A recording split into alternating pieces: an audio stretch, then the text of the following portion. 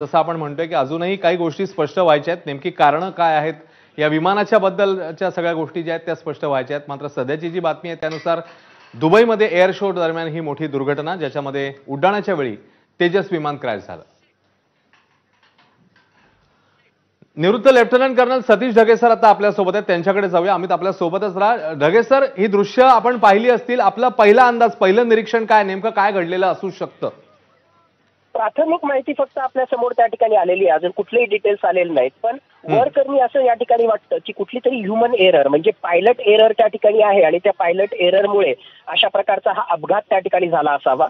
मुळात आपल्याला असं माहिती आहे की दुबईमध्ये हा एअर शो त्या ठिकाणी सुरू होता आणि दुपारच्या वेळेस या वेगवेगळ्या प्रकारच्या कसरतीच्या दरम्यान या LCA तेजस लाईट कम्बॅट एअरक्राफ्ट तेजसचा जो आहे तिथे अपघात त्या ठिकाणी झाला असावा। एक गोष्ट मी या ठिकाणी आवर्जून सांगतो, मुळात जे आहे अशा प्रकारचं LCA तेजस हे दुबईमध्ये एअर शो मध्ये पार्टिसिपेट त्या ठिकाणी का करतंय, कारण हे जे आहे संपूर्णतः भारतीय बनावटीचं आहे आणि आंतरराष्ट्रीय मार्केटच्या पॉईंट ऑफ व्ह्यूने एक प्रकारे आपल्याला हे मग आंतरराष्ट्रीय जे वेगवेगळ्या प्रकारचे प्लेयर्स आहेत त्या आंतरराष्ट्रीय मार्केटमध्ये याचं प्रदर्शन करण्यासाठी, याच्या सगळ्या वेगवेगळ्या प्रकारचे कॅरेक्टरिस्टिक्स दाखवण्यासाठी यांनी त्या ठिकाणी पार्टिसिपेट केलेलं आहे। पण याचा दुसरा अँगल आता हे सुद्धा आपल्याला लक्षात घ्यावं लागेल की जर हे तिथे कोसळलेलं असेल तर आपले जे प्रतिस्पर्धी आहेत, स्पेशली या सगळ्या आंतरराष्ट्रीय मी म्हणेल की मार्केटिंगच्या या सगळ्या राजकारणामधले जे प्रतिस्पर्धी आहेत ते असाही त्या ठिकाणी दावा करू शकतात की LCA तेजसमध्ये जे आहे कुठेतरी डिफेक्ट आहे, मॅन्युफॅक्चरिंगच डिफेक्ट आहे। तर हे पूर्णतः आपल्याला खोडून टाकायला हवं, कारण मुळात हे भारतीय बनावटीचं वेगवेगळ्या टेस्टच्या माध्यमातून गेलेलं आणि एवढंच नाही तर भारताच्या पश्चिमी त्याचबरोबर हाय अल्टिट्यूड आणि ईस्टर्न बॉर्डरवर वेळोवेळी याने परफॉर्मन्स सुद्धा दाखवलेला आहे। या दुबई एअर शो मध्ये फक्त आणि फक्त माझ्या मते जे आहे पायलट एररमुळेच हा सगळा प्रकार त्या ठिकाणी झाला असावा। अजूनही आपल्याकडे डिटेल्स आलेले नाहीत की त्या पायलटनी ऐन वेळेवर त्याला इजेक्ट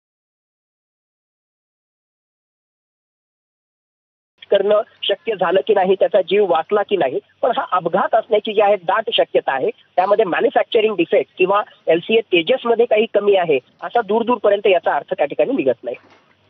ढगे सर, आपण आता म्हणताय की पायलटची चूक असू शकते, त्यामुळे मानवी चूक असं सध्याचा आपला अंदाज आहे। मात्र ज्या पद्धतीने आपणही बोललात आणि अमितने देखील सांगितलं की आंतरराष्ट्रीय मंचावर अशा प्रकारे एखाद्या एअर शो मध्ये भारतीय बनावटीचं विमान, जे भारताच्या शस्त्रसज्जतेच्या संरक्षणाच्या दृष्टीने अत्यंत महत्वाचं असं विमान, ते विमान अशा प्रकारे क्रॅश होतं आणि जसं तुम्ही आता सांगितलं की आपले जे कॉम्पिटिटर्स आहेत, आपले प्रतिस्पर्धी जे आहेत ते याचं कदाचित भांडवल करू शकतात। येणाऱ्या काळामध्ये या घटनेच्या दृष्टीने आता किती आव्हानात्मक असेल तेजसची उपयुक्तता किंवा त्याची विश्वासार्हता जगाला पटवून देण्यासाठी?